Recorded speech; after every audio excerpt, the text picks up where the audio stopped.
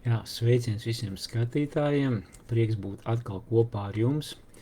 Un pagājušā reizē, diemžēl, izlaidu, jo bija kāds svarīgs notikums kristīgajā pasaulē, kas saucās Jēzus maršs. Un man arī bija iespēja tajā piedalīties, nest šo uzrakstu. Jēzus maršs tieši labajā pusē stāvēja, tā kā pagājušais tiešai tika izlaista. Nu, lūk, tā kā pasākums bija unikāls, bija no 134 draudzēm, dažādām Latvijas reģistrējušies cilvēki, no 50 apdzīvotām vietām, jā, un tas cilvēku skaits, kas piedalījās, tur varētu būt no 3 līdz 5 tūkstoši. Nu, lūk, un tā pulcēšanās bija pie Vērmanas dārzā, un tad devāmies uz Brīvības pieminekli, tālāk uz Rāclaukumu, un nobeigums bija Doma laukumā. Tā kā, es domāju, tas bija tāds svarīgs notikums, jā, jo tas vienoja kristīgās draudzes, jo, nu, kā Bībelē teica, ka mēs esam vienas miesas dažādi locekļi, jā, un kaut vai paskatoties internetā par kristietību, jā, atklājās, ka kristietība ir sadalījusies ļoti daudz daļās, nav tikai kaut kādas 5 vai 7 konfesijas, bet ir 28,000 konfesijas un grupas, kas ir sadalījušās. Ja. Tā kā tik sadalītu ticību, jeb reliģiju, mēs nekur nevaram atrast. Ja. Un šis pasākums bija vienojošais pasākums, ja, un tas bija tas, kas Dievam ir tīkams, jā, jo šis, kur 2 vai 3 sanākuši manā vārdā, es esmu viņu vidū, un lai viņi visi ir kā viens, jā, kā Tēvs, Dēls un Svētais Gars, ka šī vienprātība, jā, tā kaut kas līdzīgs bija šeit pasākumā. Bet, nu jā, mēs turpināsim par beidzamo laiku tematiku, jā, mēs aplūkojam beigu laiku notikumus tieši Latvijas kristīgā radio interpretācijā, jā, un šis jau būs 5. raidījums, jā, mēs runāsim par 3 atlikušajām draudzēm no Jāņa atklāsmes grāmatas, par Sardu, Filadelfijas un Laudeķijas draudzi. Tad atgādināšu, ka oriģinālā šo raidījumu vada Latvijas kristīgā radio prezidents Tālvalds Tālbergs, teoloģijas doktors Juris Doveiko, draudz Dieva māja vecākais mācītājs Pauls Olekse, un raidījums saucās Beigu laiku zīmes. Ja. To var arī redzēt arī YouTube kanālā, noskatīties, jo es vairāk koncentrējos uz to, ko teoloģijas doktors Juris Doveiko saka, jā, to, lai mēs saprastu šo domu, jā, šo skatījumu, kas nedaudz atšķirās tieši no Irvina Bakstera, ko mēs iepriekš aplūkojām, jā, ka šī paraušana būs pirms lielajām bēdām. Nu, lūk, skatāmies, tātad sākam atklāsmes grāmatu 3. nodaļa, 1. līdz 6. pāns. Un Sardas draudzes eņģelim raksti, tā saka, tas, kam ir 7 dieva gari un 7 zvaigznes. Es zinu tavus darbus, jo tevi vārds it kā tu būtu dzīvs, bet tu esi miris. Mosties un stiprini to, kas vēl nav miris, jo es neatradu tavus darbus pilnīgus Dieva priekšā.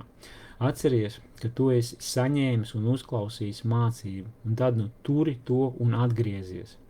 Ja tu nebūsi nomodājis, nākšu kā zaglis, un tu nezināsi, kurā stundā es nākšu pie tevis. Bet Sardās tev ir daži, kas nav aptraipījuši savas drēbes, un tie staigās ar mani tērpušies baltā, tādēļ, ka viņi ir tā cienīgi. Kas uzvarēs, tiks ietēris baltās drēbēs, viņu vārdu es nekad neizdzēsīšu no dzīvības grāmatas. Es atzīšu viņa vārdu un mana tēva un viņa eņģeļu priekšā. Kā mauss tas, lai dzird, ko gars saka draudzēm. Nu, lūk, tātad šī nākamā draudze ir Sardas draudze.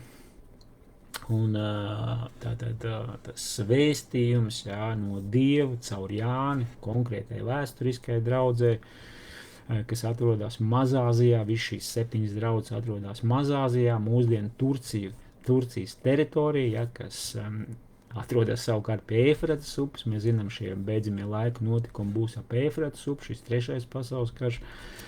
Nu, lūk, un arī šīs 7 draudzes pravietiski, ja, kā 7 cikli vēsturē kristietības, ja, arī tiek atspoguļoti, ja, un, protams, ka tie ir kā pamudinājums, kā svētie raksti mūsdienās, ja, kad lai cilvēki un draudzes būtu padoti korekcijām, jā, būtu gatavi kaut ko arī mainīt, uzlabot, jā, nožēlot grēkus, jā, un pārvērsties Kristus līdzībā, jā, jo tas ir tas mūsu uzdevums. Lūk, tātad viņiem te ir sevišķi tāds diezgan bargs tas vēstījums, jā, kad tu domā, ka tu esi dzīvs, bet tu esi miris, jā, tad mosties, jā, tā kā nāc no tām uzmosties no šī pasīvā stāvokļa, jā, kļūst aktīvs, jā, un tā tālāk, jā, un arī Jēzus saka, ja tu to nedarīsi, ka es nākšu slepeni kā zaglis, jā, un nezinu, kurā brīdī es nākšu. Un te beigās interesanti, un es nekad neizdzēsīšu no dzīvības grāmatas, jā, tu tavu vārdu, vai tu atgriezīsies, jā, un būs tev šīs baltās drēbes, jā. Svarīgi saprast, jā, kad, citreiz mēs domājam, ka, pieņemam Jēzu Kristu, jā, tad jau viss man ir nodrošināts debesis, jā, es kristos, jā, es esmu kristīts, jā, tā tad man jau ir garantija, ka es būšu debesīs, jā, bet šī vieta apstiprina, ka tā nav garantija, tev jābūt regulārām ikdienas attiecībām ar Dievu. Ja tādas nav, tad tavu pestīšana un glābšana ir apdraudēta. Jā, jo pat ideja, jā, jo tad, kad tu pieņem Jēzu Kristu, jā, jeb caur ūdens kristības slēdz derība Dievu, tavs vārds tiek ierakstīts dzīvības grāmatā, jā, bet pat ideja, ka var kaut ko izdzēst no dzīvības grāmatas, tas apdraud pestīšanu un glābšanu, jā, tas nozīmē, ka mums ir jābūt tādās attiecībās ar Dievu, jā, lai tas nenotiktu, jā, un ja tu esi kaut kādā šai pasīvā stāvoklī, ko mēs lasam pie Sardas draudzes, ja, ka tu esi it kā miris, ja, tā rakstīts, ka uzmosties, ja, un esi aktīvs no šī pasīvā stāvokļa, kļūst šai aktīvajā stāvoklī. Lūk, tātad Sardas draudzes vēstījums ir skarbs, jo ārēji šie draudzi liekas kā dzīva, bet kungs to redz savādāk. Sardu draudzes sirds ir mirusi, ja? Tātad ārēji viss funkcionē, viss notiek, bet kaut kas ar sirdi nav kārtībā. Tātad Sardas, grieķiski sardejs, tulkojumā nozīmē izbēgušie, jeb izbēgušie no tumsas. Atrodas 48 km no Tiatīras, kas pravietiski atbilst 1517 līdz 1648 gadam un ir reformācijas periods. Valda uzskats, ka reformācijas baznīca vienmēr ir jābūt reformācijas stāvoklī, bet vēsturiski mēs zinām, ka tas tā nav bijis. Nošķiršanās no katoļu baznīcas nenotika visās frontēs, tas attiecas tikai uz sakramentiem, piemēram, bērnu kristīšanu. Bija kristieši, kuri gribēja iet reformācijā līdz galam, un tad vajātā reformācijas baznīca kļuva par vajātāju.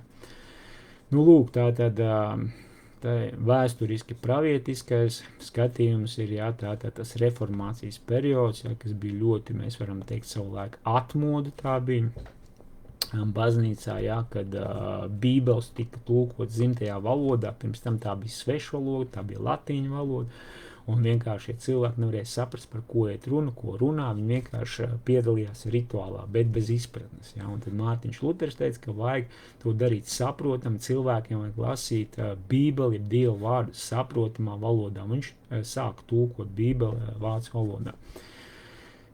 Lūk, bet arī, protams, ka luteriskā baznīca nav bez grēka, jā, viņi sāk vajāt arī tos cilvēkus, kas gribēja reformēt tālāk šo katolisko baznīcu, jeb tās kļūdas, kas neatbilst Bībelē, jā, teiksim, bērnu kristība, jā, vai tas ir bībeliski vai nav, jā, mēs zinām, ka kristība ir derība ar Dievu, un to jādara apzinātā vecumā, jā, bet bērns nevar to izdarīt apzinātā vecumā, līdz ar to tas neatbilst Bībelē aprakstītai kristībai, jā, un bija grupas, kas teica, ka tāda kristība nedara, un tad luterāņi viņus vajāja un pat noslapkavoja, jā. Tā tas vēsturē bija, vēsturiski, jā, un tātad šī ir pirmā draudze, kur Kristus saka, ka viņš atnāks kā zaglis. Vēsturiski šāda pilsēta ir piedzīvojuši 2 iebrukumus. Ja pilsētas sargi nav bijuši nomodā, pamudinājums no Jēzus šai draudzē mosties un stiprini to, kas vēl nav miris. Ja? Tātad arī šī Sardu pilsēta, jā, ir piedzīvojusi iebrukumus, jā, tieši tajā brīdī, kad sargi nav bijuši nomodā, jā, un kaut kas līdzīgs arī garīgi ar viņiem noticis, jā, tā kā, tā var teikt. Skatāmies tālāk atklāsmes 3:2. Es neatradu tavus darbus pilnīgus Dievu priekšā. Mārtiņam Luteram bija ļoti liela nepatika pret atklāsmes grāmatu, jo bija uzsvars uz darbiem. Tomēr kungs saka, lai ceļam savu dzīves namu, izmantojot labus materiālus, lai tas nams turas. Lūk, tātad Mārtiņam Luteram arī bija iebildumi pret atklāsmes grāmatu tieši uz tām daļām, kur iet runa par darbiem, jā, jo, ja mēs padomājam par katolisko baznīcu, tur principā viss balstās uz darbiem, tu to pestīšanu pelni, jā, bet to, ko Mārtiņš Luters teica, ka mēs esam pestīti ticībā, tas nav atkarīgs no mūsu darbiem, bet darbi ir kaut kas cits, tad, kad tu esi iemantojis pestīšanu un glābšanu, tad tu vari darīt Dievu darbus, ja tu vari sludināt evaņģēliju, tu vari kādam palīdzēt vai labdarību nodarboties, ja tā kā darīt to, kas bija praktizēt, teiksim, to ticību reālā veidā. Lūk, un tā kā jānošķir šī pestīšana un glābšana no labajiem darbiem, jo šie labie darbi arī tiks tiesas dienā atalgoti, ja, un mēs saņemsim algu, tā kā mēs pelnam, bet mēs nepelnam pestīšanu un glābšanu, bet mēs pelnam algu, kas būs pēc tam, kā Dievs, stāsimies Dievu priekšā, Dieva vārdā teiks, ka ar uguni Dievs pārbaudīs mūsu darbus, un ja tev kaut kas paliks, tu saņemsi algu. Bet pat, ja nebūs šie darbi, tu tiks izglābts, bet kā caur uguni, jā, tātad tas nav tas labākais veids, kā izglābties, jā, bet tas, protams, attiecās uz cilvēkiem, kuru kungs ir Jēzus Kristus, jā, kur ir derībā ar Dievu. Atklāsmes 3:4, bet sardās tev ir daži, kas nav aptraipījuši savas drēbes, un tie staigās ar mani tērpušies baltā, tādēļ, ka viņi ir tā cienīgi. Jā, šīs baltās drēbes. Tad baltās drēbes ir ticīgo taisnie darbi. Sardas draudzes tips ir kā mirstoša un mirusi draudze, jā, bet tomēr arī šai draudzē ir cilvēki, kas ir šeit baltajās drēbēs, ko Dievs izceļ kā īpašus, jā, un pirmkārt baltās drēbes ir šī pestīšana un glābšana, jā, otrkārt svētdzīve. Atklāsmes 3:5, kas uzvarēs, tiks ietērts baltās drēbēs, un viņa vārdu es nekad neizēsīšu no dzīvības grāmatas. Es atzīšu viņu vārdu tēvu un viņa eņģeļu priekšā. Kas uzvarēs, jā, kas turēs ticību līdz galam, jā, tas tiks ietērpts šeit baltajās drēbēs, jā. Un te ir tas, ko mēs sākumā runājam, ka es viņu vārdu nekad neizēsīšu no dzīvības grāmatas. Un es viņu atzīšu, viņa vārdu man tēvu un eņģeļu priekšā, un ir kādā citā vietā rakstīts, jā, ka mēs kādam stāstam par Jēzu Kristu, jā, tad tajā brīdī Dievs saka, Jēzus saka, es apliecināšu tev eņģeļu, un kādā citā vietā tēvu priekšā. Tajā brīdī, kad kādam sludina evaņģēliju, tajā brīdī Jēzus tev apliecina, jā. Lūk, un te ir kaut kas līdzīgs, kad es viņa vārdu apliecināšu tēvu viņa eņģeļu priekšā. Un, teiksim, šis jēdziens par izdzēšanu no dzīvības grāmatas, ja kā tas varētu notikt, ja tā ir minēts, teiksim, Jūras Dovēko teica, ka tā varētu būt apzināta atkrišana, ja, ka tu esi bijis pie Dieva, ja, un tu apzināti vienā brīdī aizej, ja, uzskat, ka tas viss ir muļķības, ja. Un apzināta grēkošana ar augstu paceltu galvu. Jā, apzināta grēkošana, to es saprotu, jā, ka grēks ir grēks, ja tā neapzināti tā ir viena lieta, bet apzināti man jau liekas, ka vairums grēku mēs darām tieši apzināti. Bet te ir rakstīts ar augstu paceltu galvu, jā, tā kā tu, nezinu, ko lai saka, jā, bet ar tādu lepnību, ar tādu bravūrību, ja, jo, teiksim, tas normālais stāvoklis būtu tāds, ja tu arī krīti grēkā, ja, ka tu nožēlo šo savu rīcību, ja, ka tu lūdz Dievam piedošanu, ja, un ja mēs atzīstamies savos grēkos, viņš ir uzticams un taisnīgs, ka viņš piedod, ja, tad Dievs ir kā mīlošs tēvs, ja, pie kura tu nākot, Dievs piedod tavus grēkus, ja, bet jebkurā gadījumā tas ir tādā pazemības stāvoklī, tas nav tādā bravūrībā vai lepnībā. Nākamā draudze ir Filadelfijas draudze, un grieķiski šis vārds sadalās divos vārdos – filē un adelfos. Tātad tulkojumā tas nozīmē brāļu mīlestības draudze. Tātad atrodas 40 km dienvidiem no Sardas pilsētas. Pilsēta nosaukta par godu Pergamas ķēniņa Atalo Filadelfa vārdā. Bet tā nav nejaušība, jo šis vārds nes arī pravietisku funkciju, jā, jo tas vārds ļoti tāds, mēs varam teikt, kristīgs, jā, brāļu mīlestības draudze, jā, bet vēsturiski mēs redzam, viņš ir par godu šim ķēniņam iedots. Atklāsmes grāmata 3:7 līdz 13. Te būs tas Filadelfijas draudzes apraks. Un Filadelfijas draudzes eņģelim raksti, tā saka, svētais, patiesais, kam pieder Dāvida atslēga, kas atver un neviens neaizslēgs, un kas aizslēdz un neviens neatvērs. Es zinu tavus darbus, redzi, es atvēru tavā priekšā durvis, ko neviens nevar aizslēgt. Spēka tev ir maz, bet manu mācību tu esi turējis un neesi noliedzis manu vārdu. Redzi, tie, kas pieder pie Sātana sinagogas, un kas melīgi sauc sevi par jūdiem, bet tādi nav, redzi, es darīšu, ka viņi atnāks un kritīs tavā kāju priekšā un atzīs, ka es tevi esmu mīlējis. Tā kā tu esi ievērojis manu aicinājumu būt pacietīgam, es audzēšu tev pārbaudīšanas laikā, kas nāks pāri visu pasauli, lai pārbaudītu visus, kas dzīvo uz zemes. Es nāku drīz, turi cieši, kas tev ir, lai neviens tev neatņem tavu vainagu.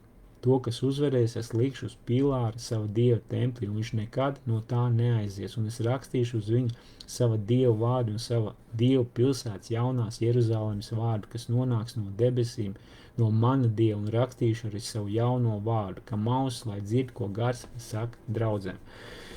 Diezgan garš apraks, jā, mēs redzam, ka te ir kaut kāda īpašā atslēga šai draudzē, dota Dāvida atslēga, jā, mēs zinām, ka Jēzus ir no Dāvida cilts, jā, tātad Dievs solīja, jā, kad no Dāvida cilts nāks, ķēniņš, kas valdīs, jā, iet runa par Jēzu Kristu.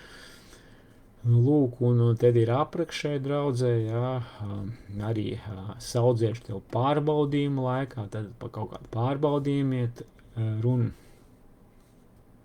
Turi cieši, kas tev ir, jā, tātad turies pie ticības, mēs tā varam teikt, jā, lai neviens neatņem tavu vainagu, jā, Pāvils saka, skrieniet tā, lai jūs saņemt šo vainagu, jā, un te ir rakstīts, neatņem tavu vainagu. Lūk, un tas skaidrojums Dāvida atslēga ir debesu valstības atslēga, ko var atklāt sludinot. Pēters bija pirmais, kuram bija iespēja pielietot šīs atslēgas un atvērt dzīvību un pestīšanu no sākuma jūdiem, tad samariešiem, pēc tam arī pagāniem un kādai arī Jāņa Kristītāja grupai. Ja.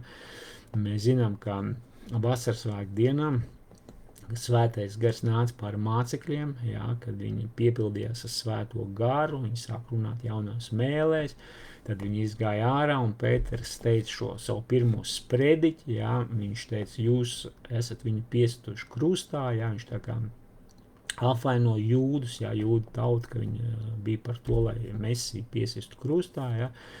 Un cilvēkos tas izsauc grēku nožēlu, un viņi prasīja, kas mums jādara, lai mantot pestīšanu, jā. Un viņš, Pēters, izskaidroja, jā, un tajā dienā 3000 cilvēku piedzīvo pestīšanu un glābšanu. Tātad šī pirmā sprediķa rezultātā 3000 cilvēki nāca pie ticības.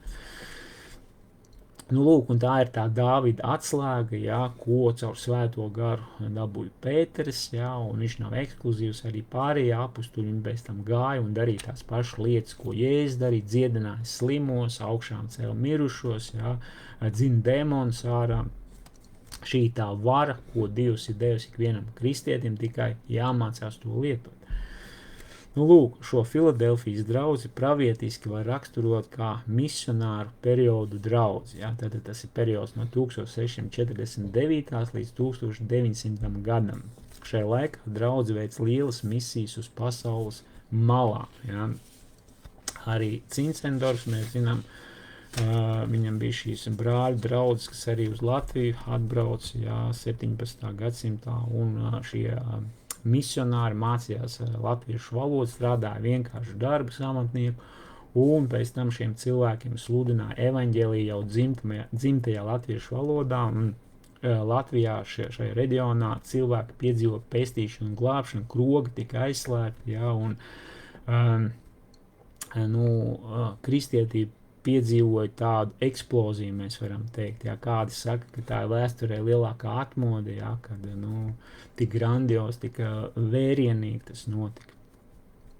Tātad Dāvida nama atslēgas nozīmē, ka Dievs ir devis autoritāti un spēku kristīgai baznīcai un kristiešiem izplatīt Dieva valstības evaņģēliju, sludināt šo evaņģēliju vēsti. Šai pilsētā bija spēcīga opozīcija, tie bija jūdi, tomēr Dievs sola, ka darīs pretēju un liks viņiem atzīt patiesību. Tātad šai vēstulē mēs lasām, ka ir kaut kādi pretinieki viņiem, un arī vienmēr ir kādi pretinieki, vai ne, ka tu sludini labo vēsti, kādam tas nepatīk, bet Dievs saka, viņš sola, kad viņi atzīs patiesību, arī šie pretinieki. Es tevi sargāšu, saudzēšu pārbaudīšanas stundā. No šī teksta izriet, ka būs lielās bēdas, kurās Dievs sola pasargāt. Tomēr tas nav precīzs tulkojums, ka tu būsi tajā iekšā, bet kad būs ārā no tās stundas. Tātad tur ir prievārds ek, grieķu valodā, kas tulkojās kā ārā no šīs pārbaudījuma stundas. Pretējā gadījumā autors lietot citus prievārdus. Tas nozīmē, ka viņi tiks izņemti ārā no šīs pārbaudījuma stundas, iet runa tieši par beidzamo šo posmu, par lielajām bēdām, par šo paraušanu, ka šī paraušana būs pirms lielajām bēdām. Un no šīs beidzamās 7 gadus, te iet runa, ka šīs lielās bēdas tiek raksturota kā 7 gadi, kaut gan, precīzāk skatoties, tas ir 7 gadu periods no Daniela grāmatas, kur beidzamais 7. sāksies ar miera līgumu parakstīšanu, ko es domāju, kas būs pēc 3. pasaules kara, kaut gan iespējams arī cits scenārijs, ka Trumps saka, ka viņš nonāks pie valdības, tad viņš noslēgs miera līgumu, palīdzēs Krievijai ar Ukrainu, arī tuvijos austrumos. Ja viņam patiešām tas izdosies, tad var teikt, ka viņš pretendē uz šo antikrista titulu, ja viņam tas izdosies, un kā zīme līdzījoša būs, kad Izrēlā tiks celts templis, ja tas ir tas līgums, tad iestāsies Daniela grāmatas beidzamās 7 gadi, bet es gribu akcentēt, ka lielās bēdas nav 7 gadi, bet 3,5. Pirmie 3,5 gadi nebūs tik briesmīgi, būs daudz citas lietas, būs pravieši 2 Izrēlā, kas sludinās, kas būs neparasti ģērti, maisu drānās, sludinās 3,5 gadi. Bet pēc 3,5 gadiem būs šī globālā valdība ar 2 globāliem līderiem, šo politisko, un reliģisko, būs globālā pasaules reliģija, tiks liktas zīme uz labās rokas vai uz pieres, un pārējie tiks vajāti, kas to nedarīs. Tātad tas ir pa lielajām bēdām. Lūk, un tā doma ir, kāda ir Latvijas kristīgā radio skatījumā, ka šī draudze to nepiedzīvos, ka viņi būs parauti jau. Tātad viņi nepiedzīvo šīs lielās bēdas. Patiesībā tā ir tāda centrālā vieta, ja mēs šo Latvijas kristīgā radio un doktora Jura Doveiko versiju aplūkojam, tā ir tā viena no centrālām vietām, kas pamato to, kādēļ paraušana būs pirms tam. Būs jau vēl kaut kādi argumenti, bet šī ir viena no tādiem stūrakmeņiem. Labi, skatāmies tālāk. Nākamā draudze ir Laudeķijas draudze, kas ir tūmā pie Kolosas, 40 jūdzes uz dienvidu austrumiem no Filadelfijas. Tātad lasam šo aprakstu, atklāsmes grāmatas 3. nodaļa 14 līdz 22. Un Laudeķijas draudzes eņģelim rakstā saka tas, kas ir āmen, uzticamais un patiesais liecinieks, Dieva radības pirmsākums. Es zinu tavus darbus un zinu, ka tu neesi ne augsts, ne karsts. Kaut tu būtu augsts vai karsts. Un tādēļ, ka tu neesi ne karsts, ne augsts, bet esi remdens, es tevi izpļaušu no savas mutes. Jo tu saki, es esmu bagāts un man bagātības pa pilnam, man netrūks nekā, bet tu nezini, ka tu esi nelaimīgs un nožēlojams, nabaks, akls un kails. Es tev dodu padomu, nopirkt no manis zelta kausētu krāsnī, lai tu kļūtu bagāts, un baltas drēbes, lai tu apvilktu un nebūtu redzams tava kailuma kauns, un dziedinošu ziedi, lai tu ieziestu savas acis un spētu redzēt. Kurus es mīlu, tos es norāju un pārmācu, tad nu esi dedzīgs un atgriezies. Redzi, stāv pie durvīm un klauvē, ja kāds sadzirdēs manu balsi un durvis atvērs, es ieiešu pie viņa un turēšu mīlestību ar viņu un viņš ar mani. To, kas uzvarēs, es nosēdināšu savā tronī kopā ar mani, tāpat kā es esmu uzvarējis un apsēdies ar savu tēvu viņa tronī, kā mauzes, lai dzird, ko gars saka draudzēm. Nu, lūk, tātad šī Laudeķijas draudze ir šī beidzamā, 7. draudze, kas pravietiski atbilst šiem 7 vēstures periodiem kristietībā. Tātad nosacītais vēsturiskais pravietiskais periods atbilst no 1900. gada līdz mūsdienām. Šis pēdējais posms nebeidzās ar vispasaules atmodu, bet drīzāk tādā bīstamā stāvoklī kā atkrišana pirms kunga atnākšanas. Tas arī rada šīs vēstules nopietnību, kurā mēs atrodamies šodien. Un labi ir to saprast, ka kungam var būt kaut kas pret tevi, tad viņam pret tevi šī remdenība, un Dievs sola to izpļaut no savas mutes. Tātad Dievam nepietiek tikai, ka tu esi kristietis, kristīts, bet ja tu esi šajā remdenības stāvoklī, Dievs saka, es tevi izpļaušu, mēs iepriekš lasījām, ka tavu vārdu izdzēsīšu no dzīvības grāmatas, tātad tev jābūt šai aktīvajā stāvoklī, šai karstajā stāvoklī, tu nevari būt šai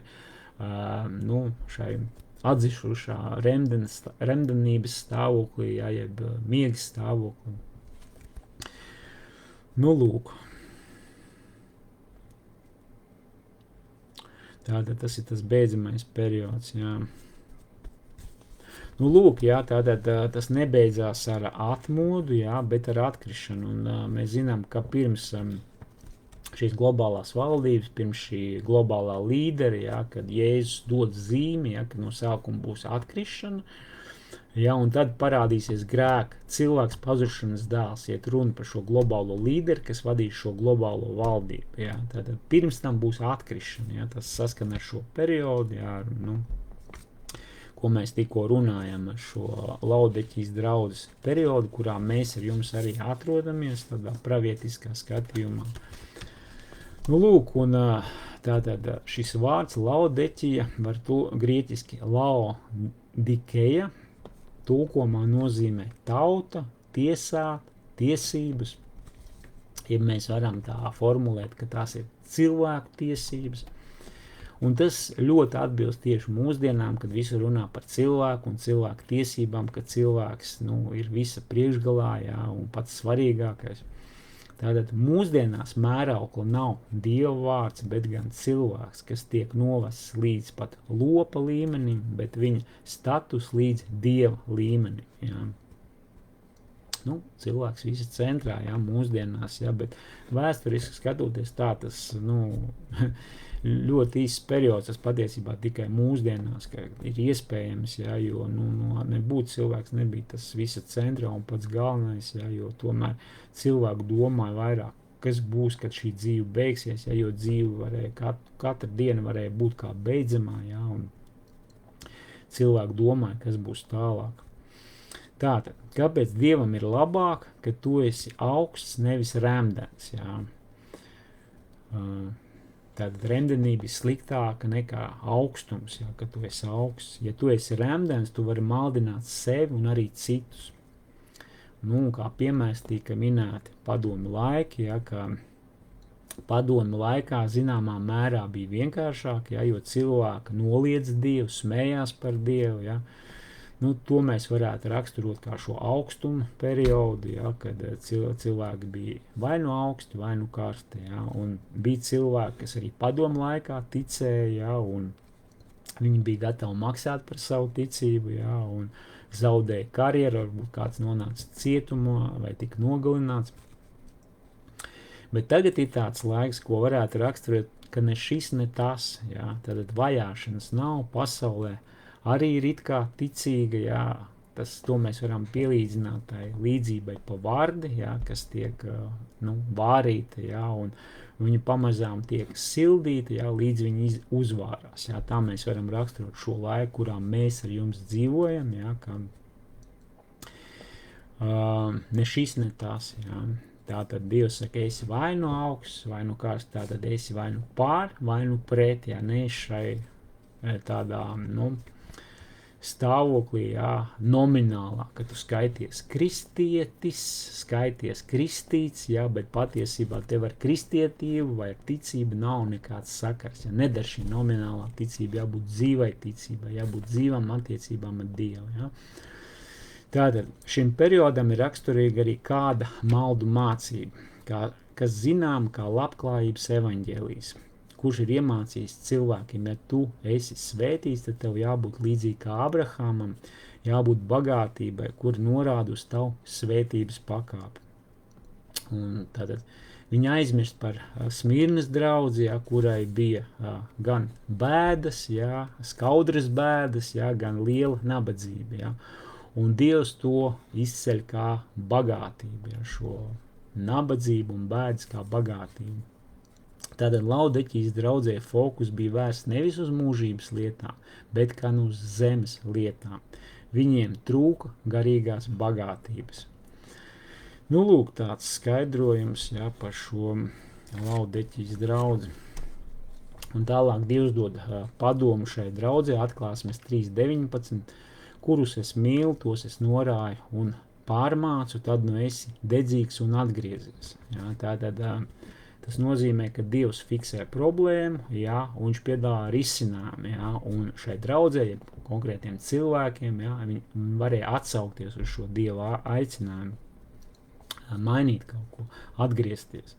Tātad, ja Dievs dod šādu padomu, tas nozīmē, ka draudze vai kāds cilvēks var to izdarīt, jā. Lūk, un arī beidzamā metafora aicina atgriezties. Atklāsmes 3.20. Redzi, stāv pie durvīm un klauvēja, ja kāds sadzirdēs manu balsi un durvis atvērs, es iešu pie viņu un turēšu mīlestību ar viņu un viņš ar mani. Šai metaforā Kristus ir ārpusē un vēlas, lai viņu ielaiž namā un tur viņš turēs vakarēdienu. Jēzus jāielaiž savā sirdī, savās domās, savā prātā. Lūk, tā nobeidzās šis apskats, jā, ko Latvijas Kristīgais radio piedāvāja par šīm 7 draudzēm, jā, kas Mazāzijā atradās, jā, un mūsdienās Turcijas teritorijā, jā, ka vienai draudzē nebija aizrādījumi, pārējām bija aizrādījumi, un tā kā Dievs prasīja korekcijas, jā. Tas nozīmē, ka mums vienmēr jābūt šajā modrības stāvoklī, ja? Mums jāskatās, kādas mums ir attiecības ar Dievu, vai mums ir, vai mums nav, ja?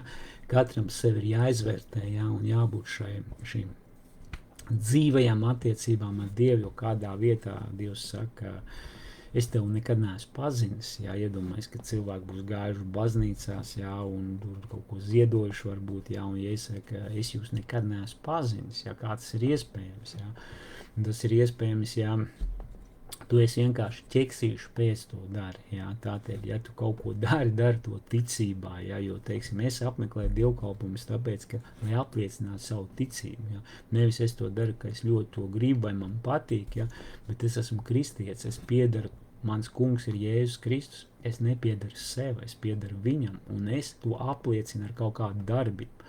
Svētdienā aizejot uz dievkalpumu, es parādu, ka pār mani valda kāds cits, jā, ka pār mani ir kungs Jēzus Kristus, jā, un lūk, un, protams, arī mājās ikdienā cenšos veidot šīs attiecības ar Dievu, jā, bet interesanti, jā, kā te Jēzus saka, es stāvu pie durvīm un klauvēju, jā, ja kas sadzirdēs manu balsi un durvis atvērs, es iešu pie viņu un turēšu mīlestību, un viņš ar mani, jā.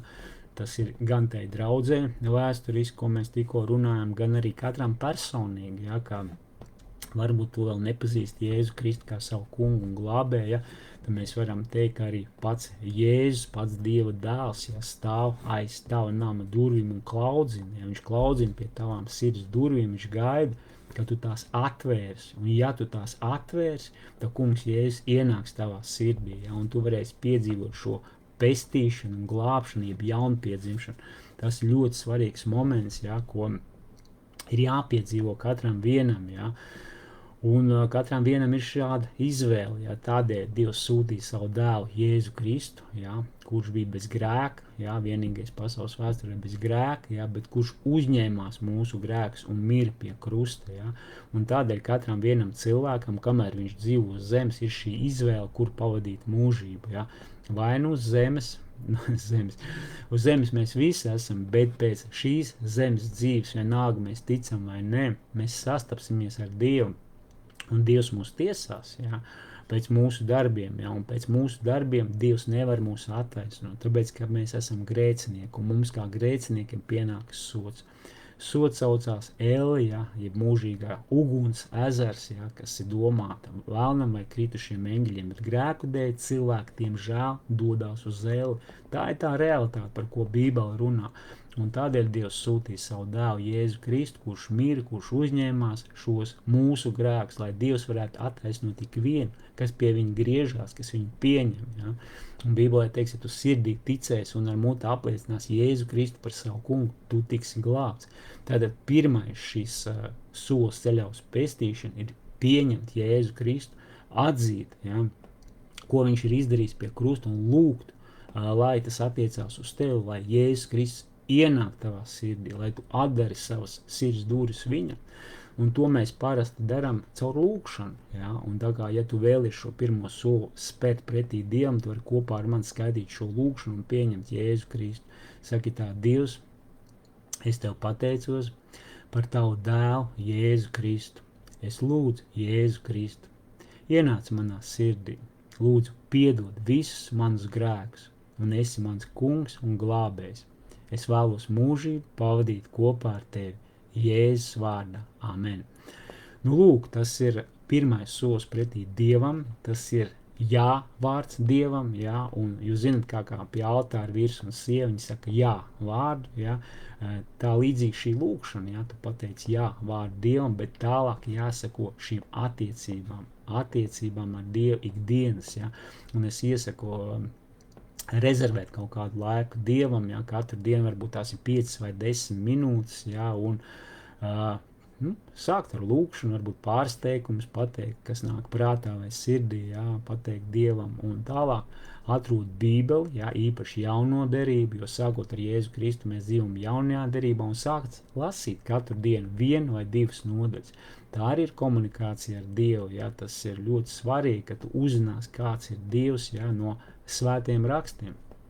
Nākamā lieta ir publiskā daļa, ja, ka tu vari apliecināt savu ticību, ja, atnākot uz dievkalpojumu, ja, jo Dievs teica, kur 2 vai 3 ir sanākuši manā vārdā, es esmu viņu vidū, ja, tātad Dievs solīja, ka caur svēto garu viņš būs kristiešu vidū, ja, tā kā tu vari atnākt uz draudzi, ja, un piedzīvo šo pestīšanu un glābšanu un arī šo sadraudzību gan ar brāļiem, māsām, gan arī var iepazīt Dievu, ja, jo daudz cilvēku viņi atnāk vienkārši kādam līdzi paskatīties, kas tur notiek, ja, un viņi piedzīvo šo pestīšanu un glābšanu, ja, tā kā tas ir arī svarīgs moments. Es pats apmeklēju kristiešu draudzi Prieka vēsts, ja, un rītā svētdien 11. būs dievkalpojums, ja, Rīgā, Bērzonas ielā 6, tā kā esi mīļi aicināts, jā, var atnākt, var paņemt kādus draugus līdzi, jā, tur ir daudz vietas visiem, jā, tur 2500 sēdvietu, jā, un tā kā vietas visiem pietiks, jā, esi mīļi aicināts, jā, var atnākt un piedzīvot, jā, pats pieredzēt šo